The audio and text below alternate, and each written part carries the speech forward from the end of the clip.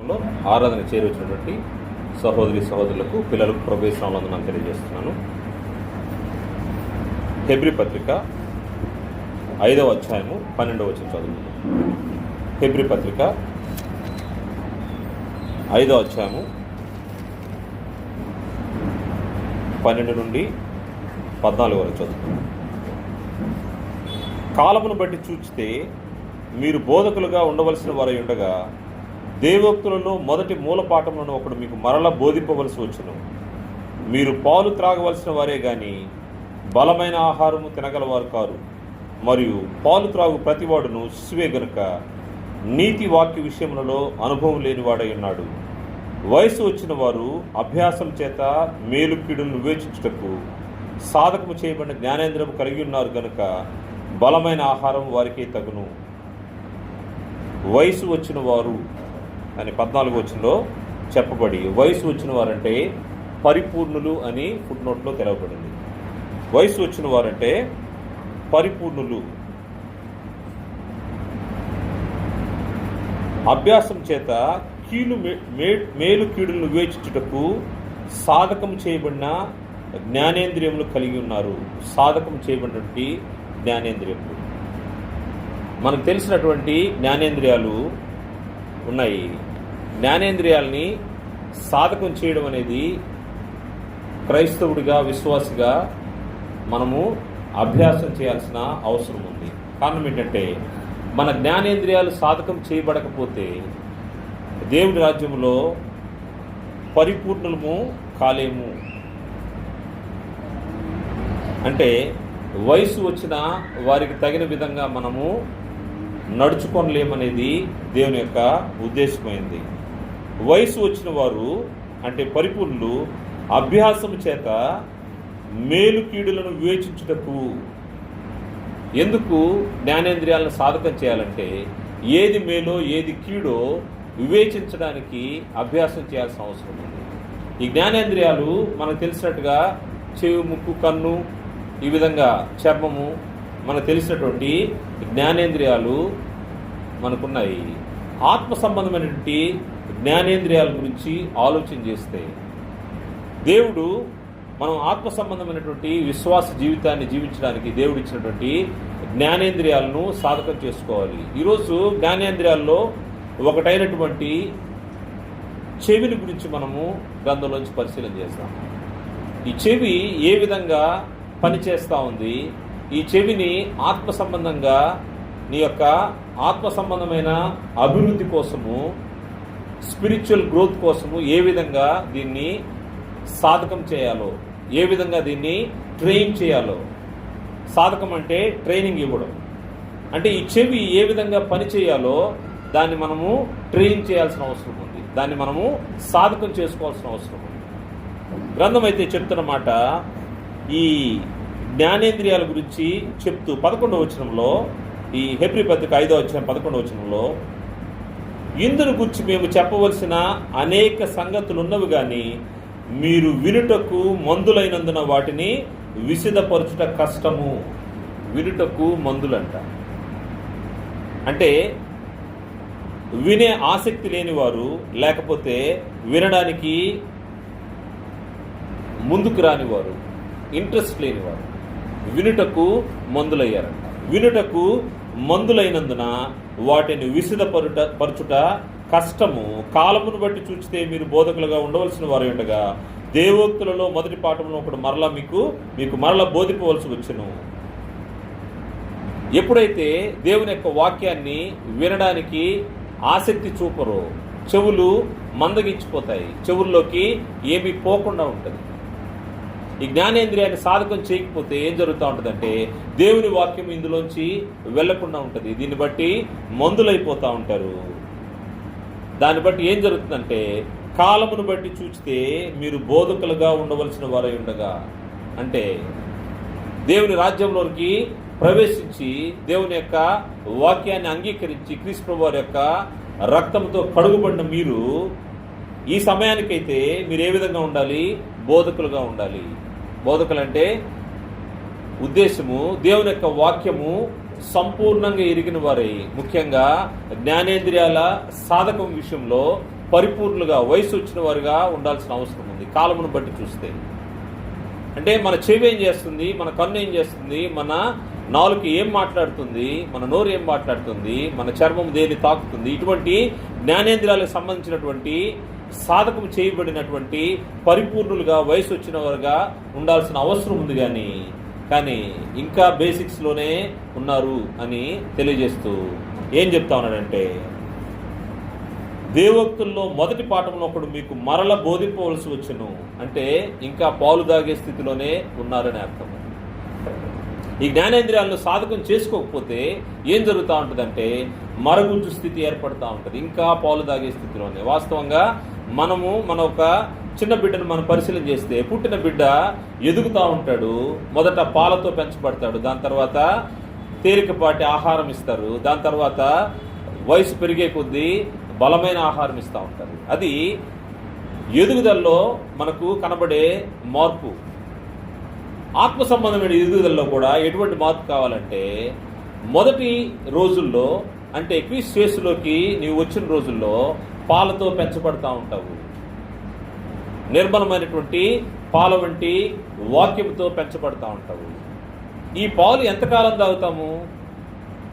మనం పసిబిడ్డలకు పాలు ఎంతకాలం ఇస్తాము? 1 సంవత్సరం ఇస్తాము, లేకపోతే 2 సంవత్సరాలు ఇస్తాము, అంతకు మించి ఇవ్వరు. తర్వాత చిన్నగా ఆహారాన్ని అలవాటు చేసినట్టుగానే ఈ యొక్క జ్ఞానేంద్రియాలు సాధకం చేయకపోతే ఏం జరుగుతూ ఉంటుందంటే మరుగుజ్జు స్థితి, ఇంకా పాలు తాగే స్థితి, వయసు వస్తూ ఉంటుంది. ఇక్కడ మాట్లాడే వయసు భౌతిక సంబంధమైన వయసు కాదు, 10 సంవత్సరాలు, 20 సంవత్సరాలు, 30 సంవత్సరాలు, 50 సంవత్సరాలు, 70 సంవత్సరాలు, ఈ వయసు కాదు. కానీ ఆత్మ సంబంధమైనటువంటి వయసు, ఆత్మ సంబంధమైనటువంటి జ్ఞానేంద్రియాలను సాధకం చేసుకునే విషయంలో ఏ విధంగా క్రీస్తు యేసులోకి వచ్చిన తర్వాత ఎన్ని సంవత్సరాలు అయింది, ఈ సంవత్సరాలు మనం ఆలోచన చేస్తే సాధకం చేయకపోతే పరిపూర్ణులము కాలేము. పరిపూర్ణులైన వారే అంటే వయసు వచ్చిన వారే ఏం జరుగుతూ ఉంటుందంటే బలమైన ఆహారం తినేదానికి అవకాశం ఉంటుంది. ఈరోజు మనం చెవిని గురించి ఆలోచన చేస్తే మందులై ఉన్నారు అని గ్రంథం తెలియజేస్తూ ఉంది. దేవుని యొక్క వాక్యము విని దాన్ని గ్రహించడానికి మందులై ఉన్నారు. వాస్తవంగా దేవుని యొక్క వాక్యాన్ని ఆలోచన చేస్తే వీరు వినుటకు మందులై ఉన్నారని తెలియజేసి ఈ సమాచారాన్ని చెప్పిన తర్వాత ఈ చెవులు ఎందుకు ఇవ్వబడ్డాయి మానవునికి? ఈ జ్ఞానేంద్రియము ఒక చెవి ఒక మానవునికి దేవుని యొక్క ఏర్పాటులో ఎందుకు ఉంది అని ఆలోచన చేస్తే దేవుడు ఒక కీలకమైనటువంటి ఈ యొక్క జ్ఞానేంద్రియాన్ని దేవుడు ఎందుకు మానవుని యొక్క దేహంలో ఉంచాడంటే దీని ద్వారానే అనేక విషయాలు కమ్యూనికేట్ అవుతూ ఉంటాయి. మనం కంటితో చూస్తాము, కొన్ని గ్రహించగలము. కంటితో పాటు చెవు కూడా మనకు ఎక్కువ విషయాల్ని మన చెవులకు వినిపింపజేస్తాం. ఈ చెవులు ఎందుకోసం వాడుతున్నామో అని మనం ఆలోచన చేస్తే దేవుని యొక్క ఉద్దేశం అయితే ఇది దేవుని మాట వినుటకు చెవులు అవసరమైనది. మనం ఇందా పాడుకున్న ఒక పాట విశ్వాసుల జాబితా, దాంట్లో చూస్తే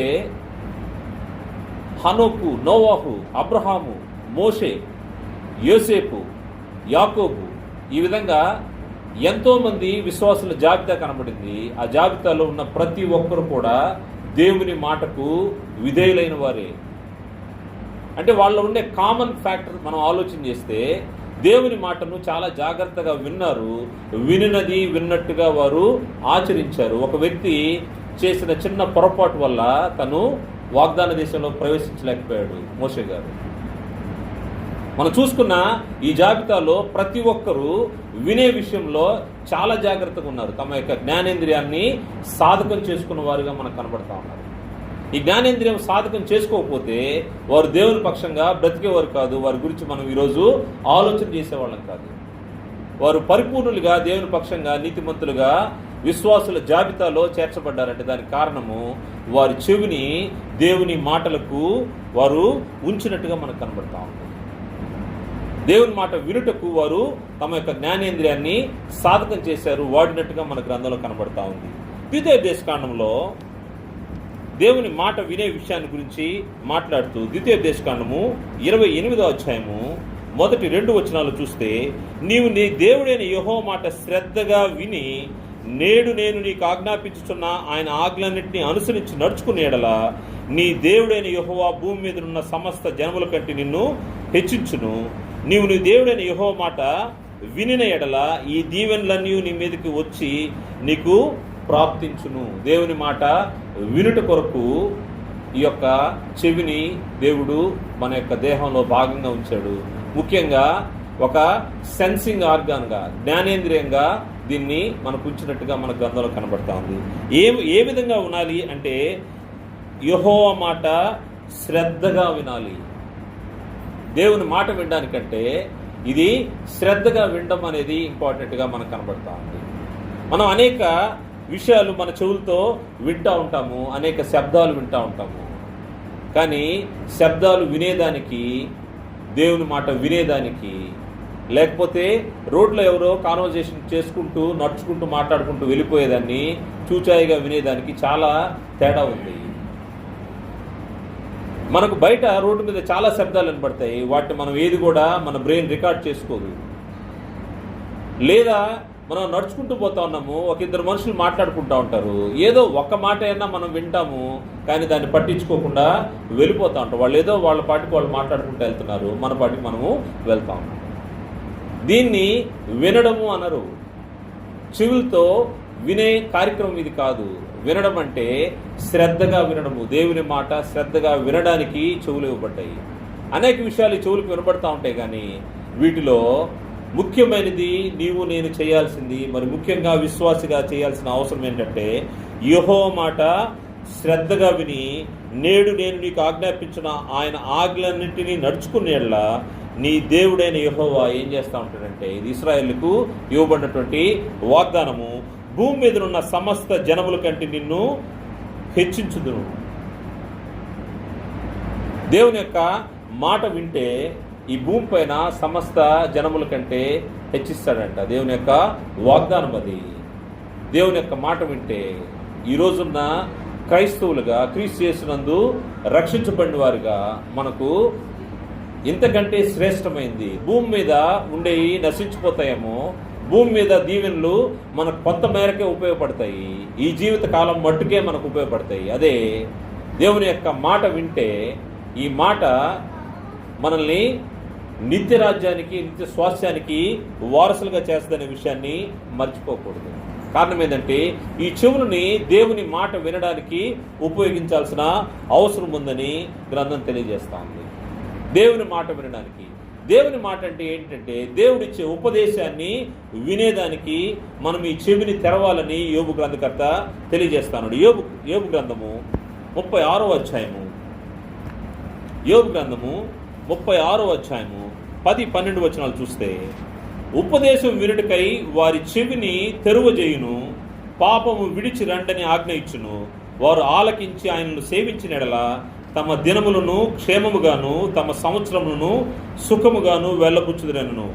వారు ఆలకింపని ఎడల వారు బాణముల చేత కూలి నశించెదరు, జ్ఞానము లేక చనిపోయేదరు. దేవుని యొక్క మాట వినేందుకు దేవుడిచ్చినటువంటి ఈ జ్ఞానేంద్రియాన్ని సాధకం చేయకపోతే, ఉపదేశాన్ని వినుటకు ఆయన చెవిని తెరువు చేస్తాడంట. నీ చెవి తెరువు చేయబడి నీకు ఉపదేశం అందినప్పుడు దానికి లోబడాల్సిన అవసరం ఉంది.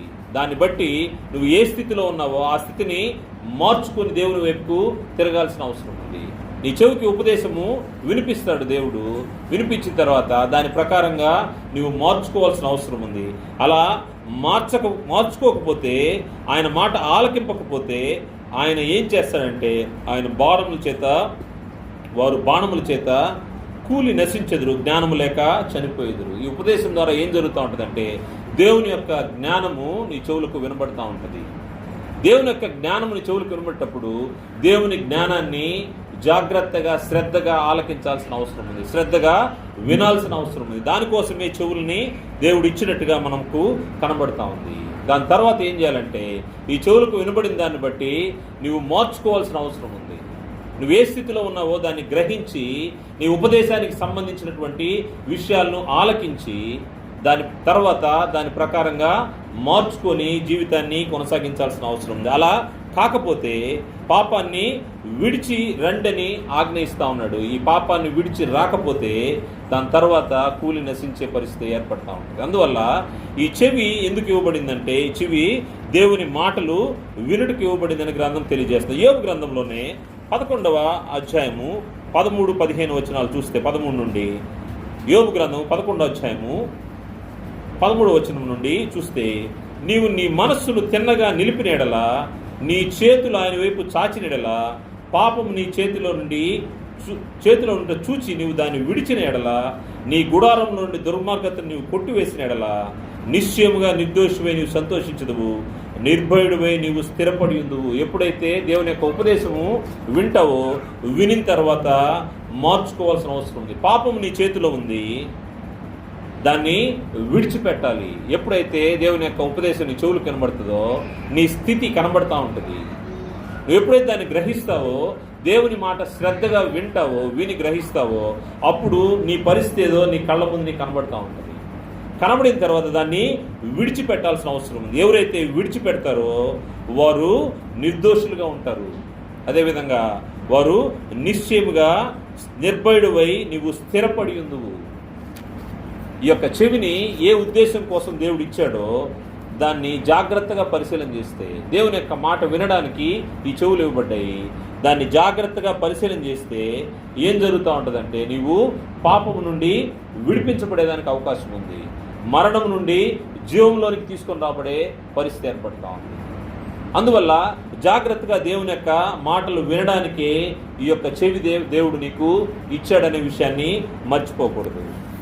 కారణం ఏంటంటే, దేవుని మాట వినే విషయంలో, దేవుని యొక్క మాటల్ని చెవులకు వినబడినప్పుడు దేవుని యొక్క మాటకు చెవి ఒగ్గాల్సిన అవసరం ఉంది, సమ్మతించాల్సిన అవసరం ఉంది. ఆయన మాటకు సమ్మతిస్తే నీకు జరిగే మేలేంటో యెషయా గ్రంథకర్త తెలియజేస్తున్నాడు. యెషయా గ్రంథము 1వ అధ్యాయము 19-20 వచనాలు చూస్తే, యెషయా గ్రంథము 1వ అధ్యాయము 19-20 వచనాల్లో, మీరు సమ్మతించి నా మాట వినిన ఎడల, వినాల్సిన అవసరం ఉంది. ఈ చెవులు దేవుడిచ్చిన దానికోసమే, ఆయన మాట వినాల్సిన అవసరం ఉంది. మీరు సమ్మతించి నా మాట వినిన ఎడల, మీరు భూమి యొక్క మంచి పదార్థములను అనుభవింతురు. భూమి యొక్క మంచి పదార్థాలు దేవుడు ఆశీర్వదించి ఆయన ఇచ్చే ప్రతి దాన్ని, ఆశీర్వాదాన్ని పొందుకునే అవకాశం ఉంది. ఎప్పుడంటే ఆయన మాట వినాల్సిన అవసరం ఉంది. ఆయనతో సమ్మతించి ఆయన మాట వింటే మనకు జరుగుతూ ఉంటుంది. సమ్మతించకపోతే కూడా ఏం నష్టం వస్తుంది అనేది విషయాన్ని 20వ వచనంలో తెలియజేస్తూ, సమ్మతింపక తిరుగుబడిన ఎడల నిశ్చయముగా మీరు ఖడ్గం పాలగుదురు, యెహోవా ఇలాగునే సెలవిచ్చి ఉన్నాడు. ఆయన చెప్పిన మాట మార్చుకునేవాడు కాడు. సమ్మతిస్తే ఏం మేలు జరుగుతుందో చూసాము. నీవు వినడానికే ఈ చెవి, దేవుని యొక్క మాటకు సమ్మతించడానికే ఈ జ్ఞానేంద్రియం నీకు ఇవ్వబడింది. దీన్ని జాగ్రత్తగా సాధకం చేసుకోవాల్సిన అవసరం ఉందని గ్రంథం తెలియజేస్తూ ఉంది. సమ్మతించకపోతే నిశ్చయముగా మీరు ఖడ్గం పాలగుదురు. మన ముందు 2 మార్గాలు కనబడుతున్నాయి. దేవుని మాట వినడానికి, దేవుని మాటను సమ్మతించకపోవడానికి. నువ్వు దేన్ని ఆలోచన చేస్తావో, దేవుని యొక్క వర్తమానం వినబడినప్పుడు ఆయన మాటకు సమ్మతించి ఆయన ప్రకారం మీరు నడవాల్సిన అవసరం ఉందని గ్రంథం తెలియజేస్తుంది. అలా కాకుండా పోతే ఏం జరుగుతూ ఉంటుందంటే, దాని ద్వారా మనము ఖడ్గము పాలయ్యేదానికి అవకాశం ఉంటుంది. మొట్టమొదటి మనం ఇప్పుడు చూసాము, ఎందుకోసం దేవుడు ఈ జ్ఞానేంద్రియాన్ని, చెవిని మన దేహంలో పెట్టాడంటే, అది దేవుని యొక్క మాట వినడానికి, జాగ్రత్తగా శ్రద్ధగా ఆయన మాట వినడానికి మన చెవులు తెరవాల్సిన అవసరం ఉంది. చెవులు తెరవాల్సిన అవసరం ఉంది. ఒక్కోసారి మనము హైట్స్కి వెళ్ళినప్పుడు మన చెవులు క్లోజ్ అయిపోతూ ఉంటాయి. మీరు గమనిస్తే విమానాల్లో ప్రయాణించేవారు, లేకపోతే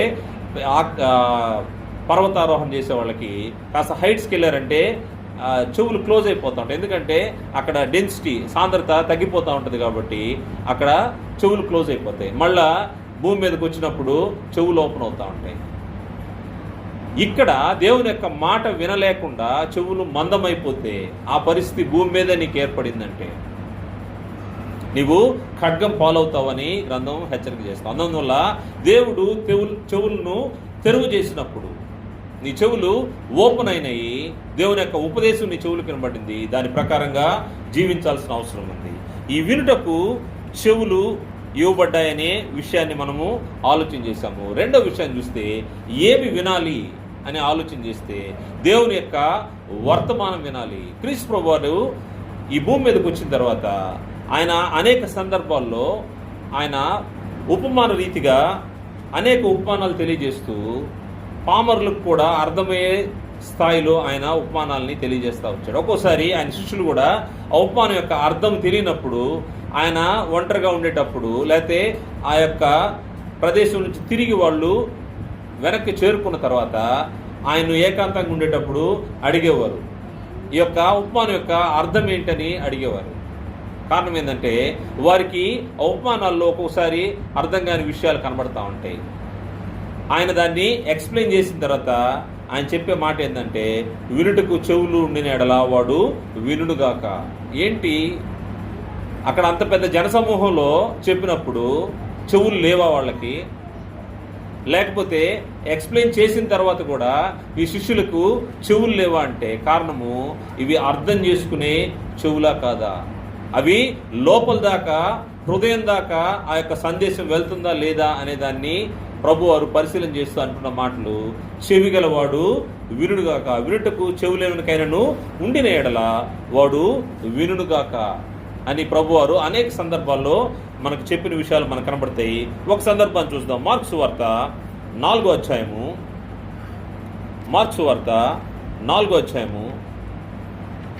21వ వచనం చూస్తే 21 నుంచి 23 వరకు, మరి ఆయన వారి తిట్లను దీపము దీపస్తంభం మీద నుంచుటకే గాని కొంచెము క్రిందనైనను మంచం క్రిందన నుంచుటకు తేబడదు కదా. రహస్యమైనది ఏది తేటపరచబడకపోదు, బయలుపరచబట్టుకే గాని ఏది మరుగు చేయబడలేదు. వినుటకు చెవులకైనను ఉండిన ఎడల వాడు వినుగాక అనెను. వినుటకు చెవులు, దీనిలో ఉద్దేశము దీపాన్ని ఎక్కడ ఉంచాలో దాన్ని వెలుగునిచ్చుటకు దీపస్తంభం పైనే ఉంచాలి. కారణం ఏంటంటే వెలుగు ఎక్కడ ఉంటుందో అక్కడ రహస్యాలన్నీ కూడా బయటపడతాయి. రహస్యం ఏదైనాను తేటపరచబడకపోదు, బయలుపరచబట్టుకే కానీ ఏది మరుగు చేయబడలేదు. దేవుని యొక్క వాక్యము వెలువడిన దగ్గర అక్కడ వెలుగు కలుగుతుంది, అక్కడ సత్యము తెలియజేయబడుతుంది. ఈ విషయాన్ని గ్రహించలేకపోతే చెవులు కలిగిన వాడు వినుగాక, వినినవాడు వినుటకు చెవులెవరికైనా ఉండిన వాడు వినుగాక. ఈ చెవులు మందగించకూడదు, దేవుని యొక్క వాక్యానికి స్పందించాల్సిన అవసరం ఉంది. ఇటువంటి విషయాల్ని ఈ 33, 34 వచనాల్లో కూడా ఇదే అధ్యాయంలో వారికి వినుటకు శక్తి కలిగిన కొలది ఇలాంటి అనేకమైన ఉపమానాలు చెప్పి ఆయన వారికి వాక్యం బోధించను. ఉపమానము లేక వారికి వాక్యము బోధింపలేదు కానీ ఒంటరిగా ఉన్నప్పుడు తన శిష్యులన్నిటికీ విశదపరచను. క్రీస్తు ప్రభువు వారు చేసినటువంటి ఈ యొక్క పని ఏంటంటే, ఎప్పుడైనా వారికి ఇటువంటి డౌట్స్ వచ్చినప్పుడు వారికి క్లారిఫై చేసి దాని తర్వాత వినుటకు చెవులు, దాని యొక్క అర్థాన్ని గ్రహించగలిగే చెవులు, వర్తమానాన్ని తెలుసుకునే చెవులు. అనేక సార్లు మనము స్కూల్స్లో టీచర్స్ అంటూ ఉంటారు బాడీ ప్రజెంట్ మైండ్ ఆబ్సెంట్ అని.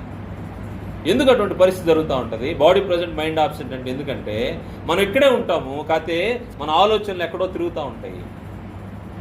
అంటే వింటాము కానీ దాన్ని గ్రహించలేము. That's the difference between hearing and listening. చాలాసార్లు ఈ విషయాన్ని మనం అనుకున్నాము, హీరింగ్ అండ్ లిస్నింగ్. హీరింగ్ అంటే ఏదో దాన్ని వింటూ ఉంటాము, కాకపోతే దాన్ని గ్రహించము. లిస్నింగ్ అంటే అది పూర్తిగా విని గ్రహించి మరలా మనకు అవసరమైనప్పుడు దాని గురించినటువంటి ఆన్సర్ ఇవ్వడానికి, అది ప్రత్యుత్తరం ఇవ్వడానికి సంపూర్ణంగా తెలియబడినటువంటి సందేశం. దాన్ని మనము వినుట అంటాము. చెవులు ఓపెన్ అవ్వాల్సిన అవసరం ఉంది. అందుకోసమే ప్రభువారు చెప్తున్నాడు, వినుటకు చెవులేని కను నుండి నెలవాడు వినుగాక. నువ్వు విను దాన్ని నువ్వు అర్థం చేసుకొని హృదయంలో దాన్ని పదిలపరుచుకొని దాని ద్వారా మన జీవితము మార్చబడాల్సిన అవసరం ఉంది. ఇది దేవుని యొక్క వర్తమానము తెలుసుకోవడానికి మన చెవులు ఉపయోగించబడాలి. దీనికి ప్రాక్టీస్ చేయాల్సిన అవసరం ఉంది. సాధకం చేయబడినటువంటి జ్ఞానేంద్రియం కలిగి ఉండాలి. వినడం అనేది చాలా సులువైన విధానంగా మనుషులు ఆలోచన చేస్తూ ఉంటారు. స్కూల్లో పిల్లలకి ఏం చెప్తా ఉంటారంటే వినిన దాన్ని నోట్స్ రాసుకోమంటా ఉంటారు. స్కూల్ ఏముంది, కాలేజ్ పిల్లలకు కూడా అదే రన్నింగ్ నోట్స్ రాసుకుంటా ఉండండి అంటారు. ఎందుకంటే వినిన దాన్ని సంపూర్ణంగా వినే ఫోకస్ చేయలేకపోయినప్పుడు, రాసుకోకపోతే దాని తర్వాత ఒక గంట తర్వాత, ఒక రోజు తర్వాత, రెండో నిమిషం కూడా అది ఉండదు, వెళ్ళిపోతూ ఉంటుంది, ఎరేజ్ అయిపోతూ ఉంటుంది. కనీసము నువ్వు నోట్ చేసుకుంటే అది రీకలెక్ట్ చేసుకోవడానికి అవకాశం ఉంటుందనే ఉద్దేశంతో పిల్లలకు చెప్తా ఉంటారు. దేవుని యొక్క వాక్యం కూడా అంతే. దేవుని యొక్క వాక్యము వర్తమానం వినబడినప్పుడు దాన్ని జాగ్రత్తగా చెవులు తెరచి వినకపోతే ఏం జరుగుతూ ఉంటుందంటే, ఫోకస్డ్గా లేకపోతే వారు వినలేరు.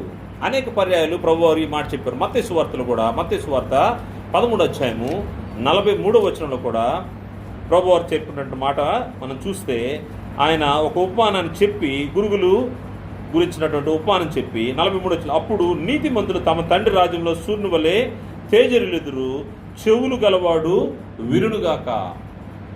గురుగులు గురించినటువంటి ఉపమానం. ఈ ఉపమానాలన్నీ మనము అనేక సార్లు పరిశీలన చేశాం కాబట్టి వాటి గురించి నేను వెళ్ళట్లేదు. కానీ ప్రభువారు దాన్ని స్ట్రెస్ చేసి చెప్పడంలో ఉద్దేశాన్ని నేను ఇక్కడ చెప్తా ఉన్నాను. తమ తండ్రి రాజ్యంలో సూర్యుని వలె తేజరిల్లుదురు, చెవులు గలవాడు వినుగాక. చెవులు గలవాడు వినుగాక. లూకా సువార్త 8:8 కూడా ఈ యొక్క సందేశం మనకు కనబడుతుంది. చెవులు గలవాడు వినుగాక. క్రీస్తు ప్రభువారు మరణించారు, పునరుద్ధరణై తిరిగి లేచాడు, సంఘము స్థాపించబడింది. దాని తర్వాత సంఘాలు కొనసాగుతూ ఉన్నాయి. కానీ సంఘాల్లో ఉన్నటువంటి ఇబ్బందులు, పరిస్థితుల్ని బేరీజు వేయడానికి దేవుడు పరిశుద్ధాత్మ చేత యోహానుకు తెలిపినటువంటి ప్రకటన గ్రంథంలోని వాక్యాన్ని మనం పరిశీలన చేస్తే, చెవులు గలవాడు ఆత్మ సంఘములతో చెప్పుచున్న మాట వినుగాక అనే విషయం మనకు ప్రకటన గ్రంథంలో కనబడుతుంది. ప్రకటన గ్రంథం 2:7 ఈ యొక్క మాట మనకు కనబడుతుంది. అంటే సంఘాలతో దేవుని యొక్క ఆత్మ చెప్పే మాట చెవులు గలవాడు వినుగాక. చెవి, ఎటువంటి చెవి సంఘానికి ఉండాలి, వ్యక్తులకు ఉండాలంటే, దేవుని యొక్క వాక్యము హెచ్చరించబడినప్పుడు ఆ వర్తమానాన్ని స్వీకరించి మార్చుకోగలిగే చెవి ఉండాల్సిన అవసరం ఉంది. ఒకసారి ఆ సంఘం యొక్క పరిస్థితి మనం చూద్దాము. ఒక్క ఉదాహరణ మాత్రమే. ప్రకటన గ్రంథము 1వ అధ్యాయము, ప్రకటన గ్రంథము 2వ అధ్యాయము 7వ వచనం చూస్తే,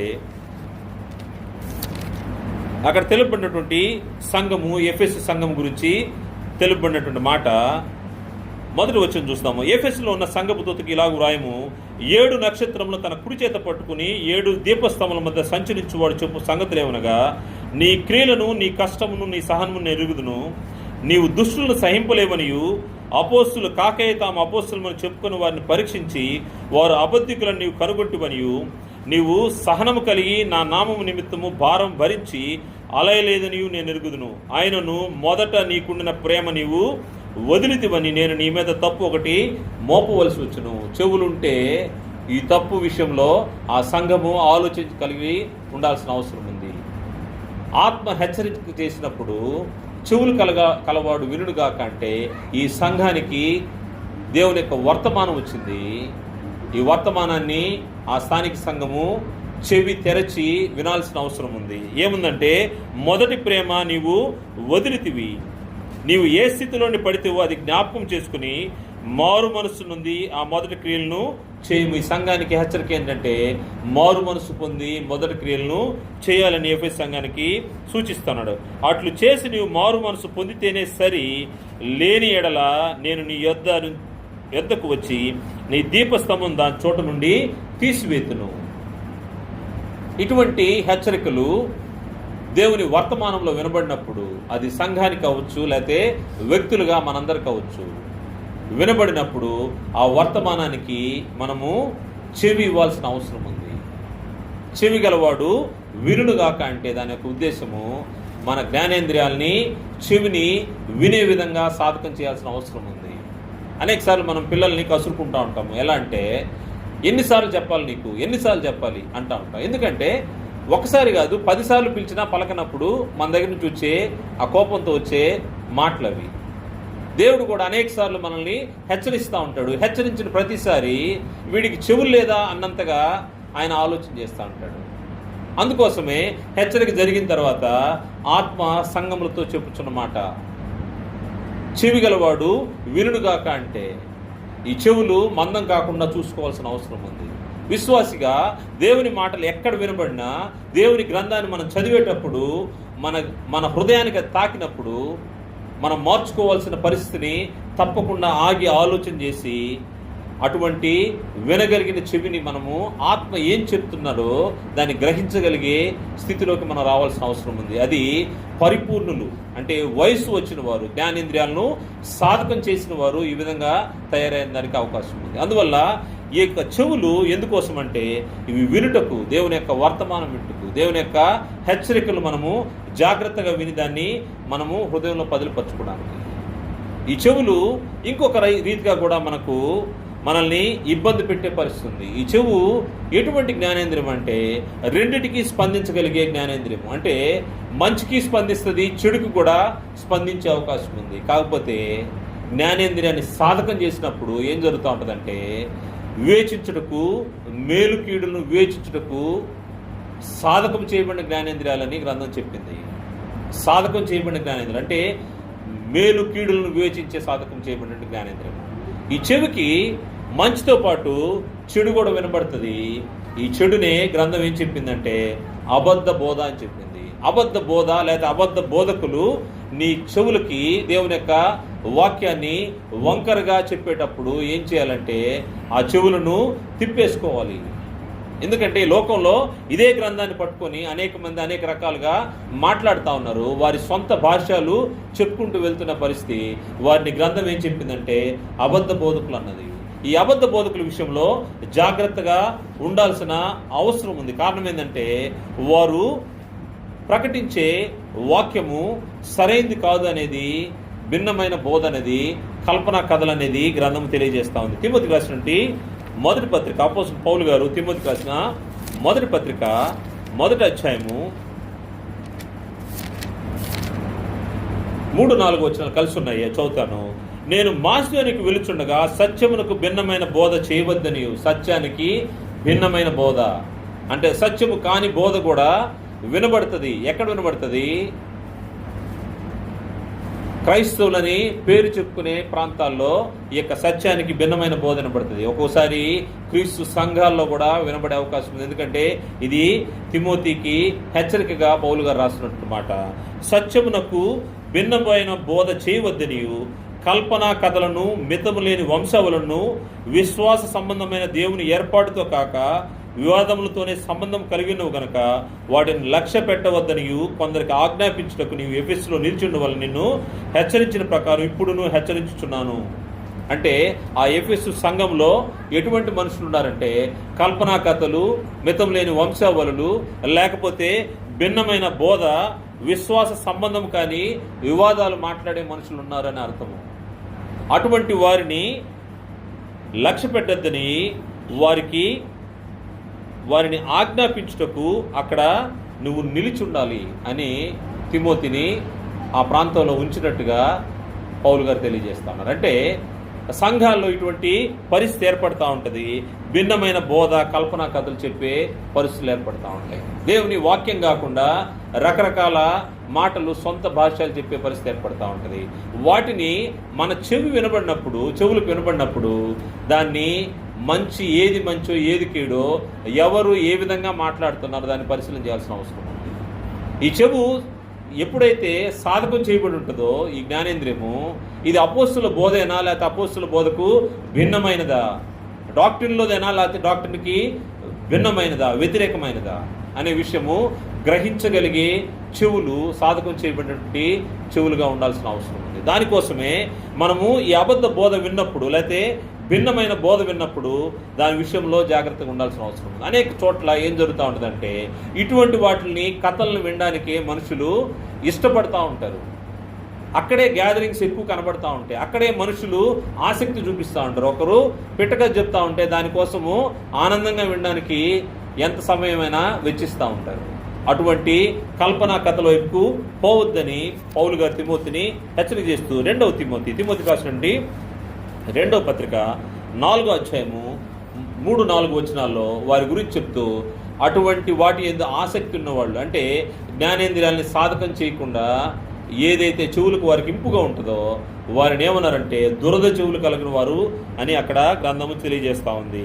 ఎందుకనగా జనులు హితబోధను సహింపక, హితబోధ అంటే మంచి బోధ, సత్యాన్ని గ్రహించక హితబోధన సహింపక దురద చెవులు గలవారై తమ స్వకీయ దురాశలకు అనుకూలమైన బోధకను తమ కొరకు పోగు చేసుకుని సత్యములకు చెవినీయక కల్పనా కథల వైపునకు తిరుగుకాలము వచ్చును.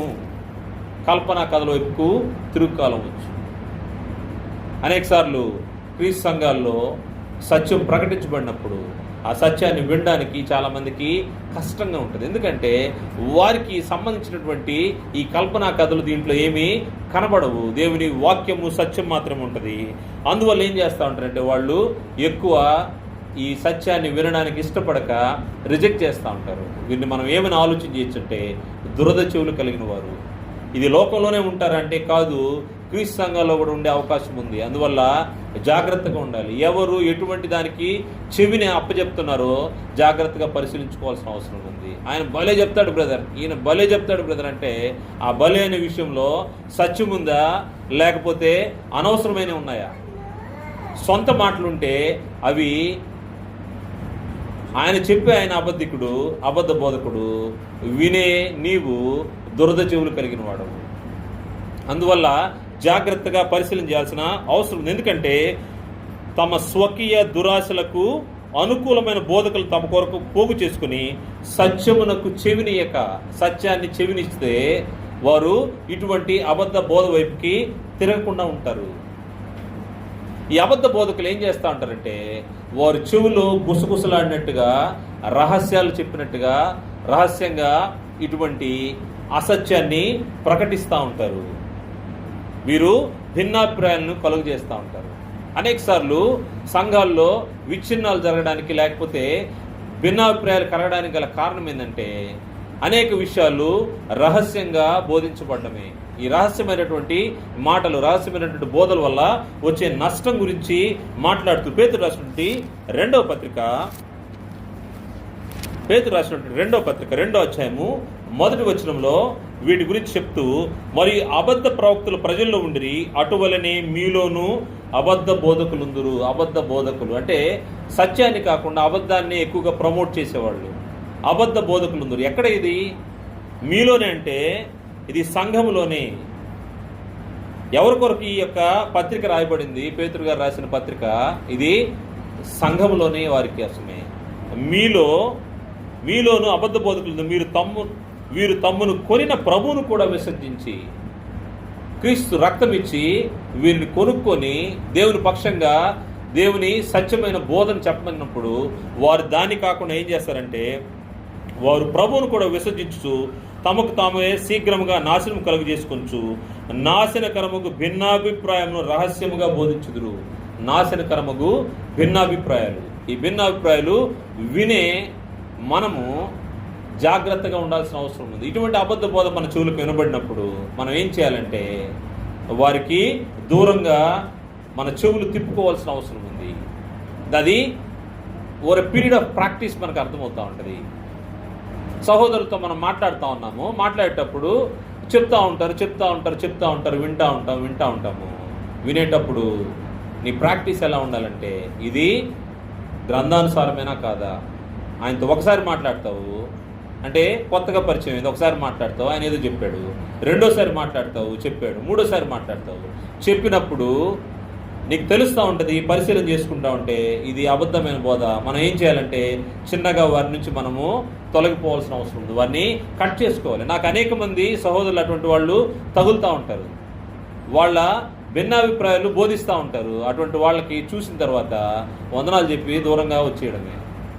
సాధ్యం దొరకటువంటి వారికి దూరంగా ఉన్నది. అది ఎప్పుడు వస్తుందంటే మనము వినేదానికి మనం సరైన విధానంలో ప్రాక్టీస్ చేస్తేనే వస్తుంది. ఈ జ్ఞానేంద్రియాన్ని సాధకం చేయాల్సిన అవసరం ఉంది. మనకు చెప్పే బోధ, మనకు వినబడే మాటలు అవి సరైనవా కాదా అని పరిశీలించుకోవాల్సిన అవసరం ఉంది. అలా పరిశీలించుకోకపోతే ఏం జరుగుతూ ఉంటుందంటే మనం అబద్ధ బోధ వైపు తిరిగిపోయే ప్రమాదం ఉంది. ఒక వ్యక్తి చేసిన అబద్ధ బోధ వల్ల ఇశ్రాయేలు ప్రజలు ఎంతమంది ఒకే రోజు కూలారో మనము పరిశీలన చేస్తే ఆ బోధ భయంకరమైన బోధ, రహస్యమైనటువంటి బోధ. ప్రకటన గ్రంథము 2వ అధ్యాయము 14వ వచనంలో ఆ వ్యక్తి ఆయన చేసిన బోధ గురించి తెలియజేయబడింది. ప్రకటన గ్రంథం 2వ అధ్యాయం 14వ వచనంలో, ఆయనను నేను మీ మీద కొన్ని తప్పిదములు మోపవలసింది, అదేమనగా విగ్రహములకు బలి ఇచ్చిన వాటిని తినునట్లును జారత్వము చేయనట్లును ఇశ్రాయేలుకు ఉరియొడ్డుమని బాలాకునకు నేర్పిన బిలాము బోధన అనుసరించి వారు నీలో ఉన్నారు. బాలాకు నేర్పినటువంటి బిలాం బోధ. బిలాం ఏం చెప్పాడు? మనకందరికి తెలిసిన విషయమే. దేవుడు ఆశీర్వదించమన్న వారి మీదకి బాలాకు శాపం తీసుకురావాలనే ఉద్దేశంతో ప్రయత్నం చేసినప్పుడు దేవుడైతే వారిని ఆశీర్వదించమనే చెప్పాడు. ఇంకా 3-4 సార్లు అదే జరిగిన తర్వాత ఇంక వేరే మార్గం లేదని ఇశ్రాయేలు ఏ విధంగా పాపం జరిగిస్తారో దాన్ని చెవులో రహస్యంగా బాలాక్కి నేర్పించేశాడు.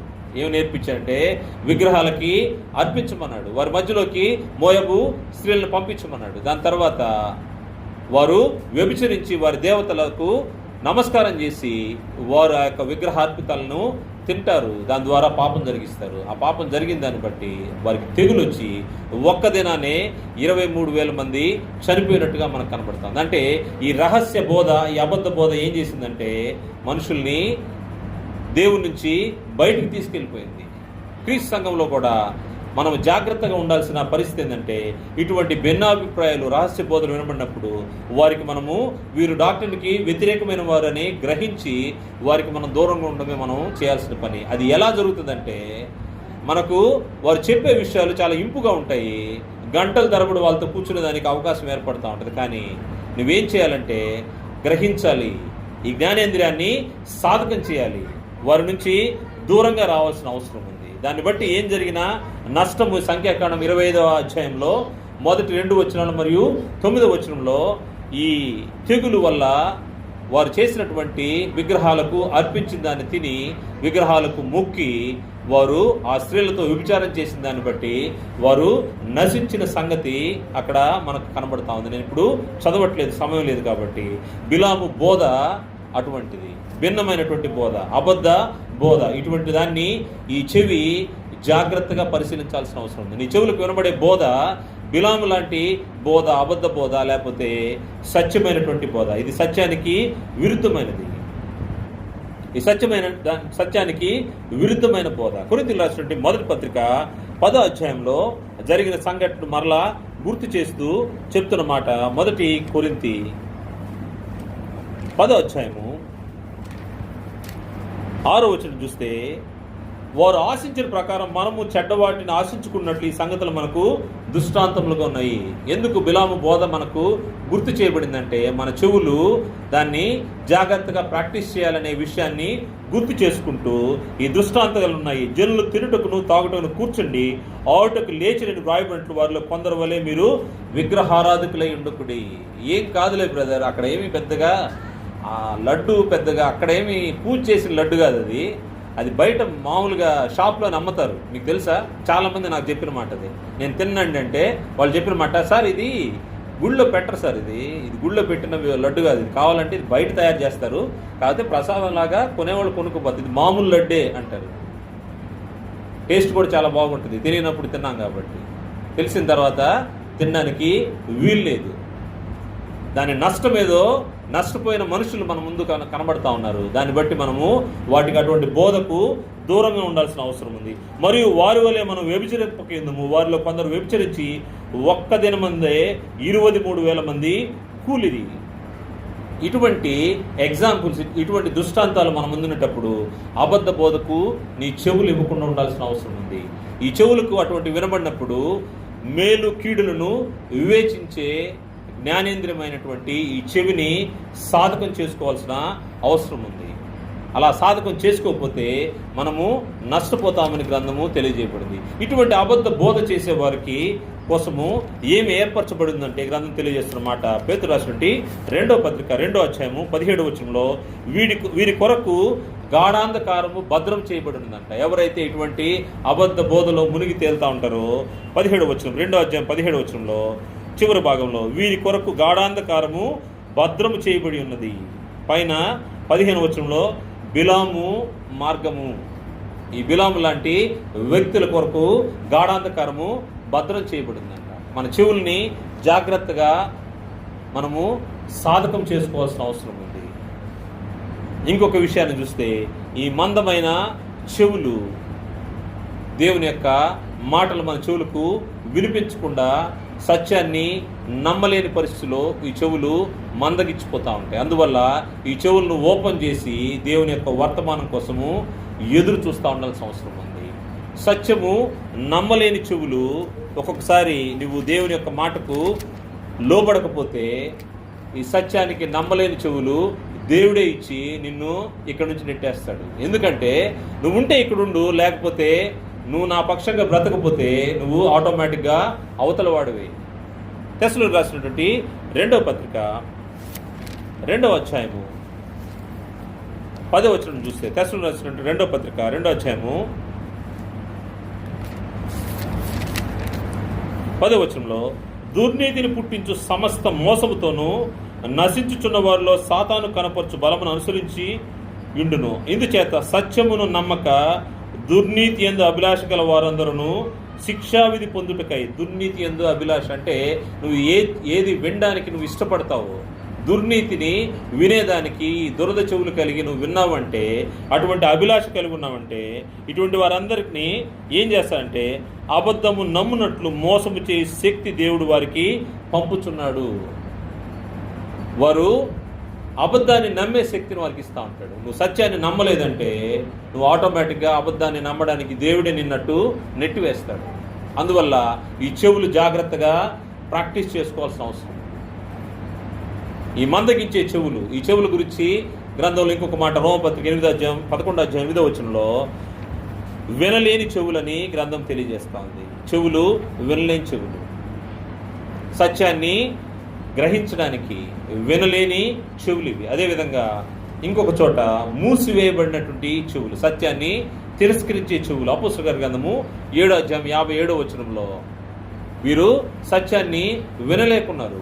ఆ సందర్భం మనకు తెలుసు. స్టెఫను పరలోకము తెరవబట్టి దేవుడు సింహాసనాసీనుడైన ప్రభువారు ఆయన కుడిపార్శ్వమున నిలబడి ఉండడం చూస్తున్నానన్నప్పుడు దాన్ని వినలేని చెవులు, అంటే సత్యాన్ని ఆయన చెప్తున్నాడు, దాన్ని గ్రహించలేని చెవులు, వినడానికి ఇష్టపడిని సత్యాన్ని తిరస్కరించి దేవుని వాక్యానికి లోపరచని చెవులు. ఇదే అధ్యాయం 7వ అధ్యాయము 51వ వచనంలో వారి చెవులు దేవుని యొక్క వాక్యానికి విననొల్లకుండా ఉన్నాయంట.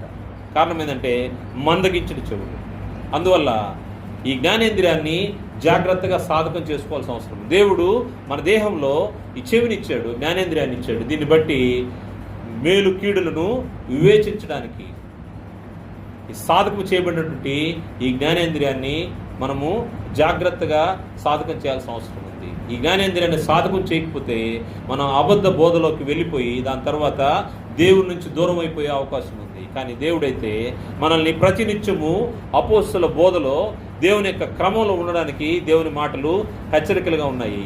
దేవుని యొక్క వర్తమానం వినబడినప్పుడు ఆ వర్తమానాన్ని గ్రహించి దాని ప్రకారంగా మన పరిస్థితులు, మన స్థితిగతులు మార్చుకోవాల్సిన అవసరం ఉంది. మనం ఏ స్థితిలో ఉన్నామో మనకు వర్తమానం వినబడినప్పుడు మన పరిస్థితులు మనకు బాహాటంగా కనబడతాయి. బాహాటంగా తెలియబడినప్పుడు మనం ఏ పరిస్థితిలో ఉన్నామో వాటిని మార్చుకొని దేవుని వైపు తిరిగినప్పుడు క్షేమం కలుగుతుంది. ఇది భూమి మీద ఇశ్రాయేలుకు దేవుడు ఏర్పాటు చేసినటువంటి వాగ్దానం కంటే విలువైన వాగ్దానం క్రీస్తు చేసినందు నీకు నాకు దేవుడు అనుగ్రహించాడు. ఎవరైతే క్రీస్తు చేసినందు రక్షించబడి దేవుని ఇంటిలోకి ప్రవేశిస్తారో, క్రీస్తు ప్రభువు వారి యొక్క రక్తంతో కొనబడతారో వారికి ఇవ్వబడినటువంటి వాగ్దానము పరిశుద్ధాత్మనే వరం ఇవ్వబడింది. దాని తర్వాత దేవుడిచ్చిన వాగ్దానము నీవు నిత్య రాజ్యాన్ని స్వతంత్రించుకుంటావు. ఇది నీ చెవులకు వినబడితే ఆత్మ చెప్పుచున్న సంగతులు, హెచ్చరికలు వినబడినప్పుడు వాటిని మార్చుకున్న వ్యక్తులు నిత్యమైన స్వాస్థ్యానికి వారసులయ్యేదానికి అవకాశం ఉంది. మన కోరిక కూడా అదే, మన ఆశ కూడా అదే. మనం జాగ్రత్తగా పరిశీలన చేసుకుంటూ ఈ భూమిపైన మన జీవిత యాత్రలో, ముఖ్యంగా ఈ విశ్వాస యాత్రలో ప్రతి నిమిషము దేవుని యొక్క మాటలు మన చెవులు కనబడుతున్నప్పుడు మన చెవులు ఆలకించేవిగా, దానికి రెస్పాండ్ అయ్యేవిగా, దాని ప్రకారంగా దేవుని మాట ప్రకారము జీవించేవిగా ఉన్నప్పుడు ఏమవుతూ ఉంటుందంటే క్షేమకరమైన పరిస్థితులు మనకు ఏర్పడుతూ ఉంటుంది. భూమి మీద కాదు, ఈ భూమిని విడిస్తే కూడా దేవుడు తన యొక్క నిత్యమైన ఉనికి పట్టులో మనకు క్షేమాన్ని దయచేస్తాడు. కనుక మన చెవులను జాగ్రత్తగా సాధకం చేయాల్సిన అవసరం ఉంది. దేవుని వాక్యం వైపు, దేవుని మాటల వైపు ఏది సత్యమో దాన్ని గ్రహించడానికి సాధకం చేయాల్సిన అవసరం ఉంది. దాన్ని మనం ఎరగాలని హెచ్చరిస్తూ, ప్రేమపూర్వకంగా మీకు హెచ్చరిస్తూ ముగిస్తాను. అందరికీ వందనాలు తెలియజేస్తాను.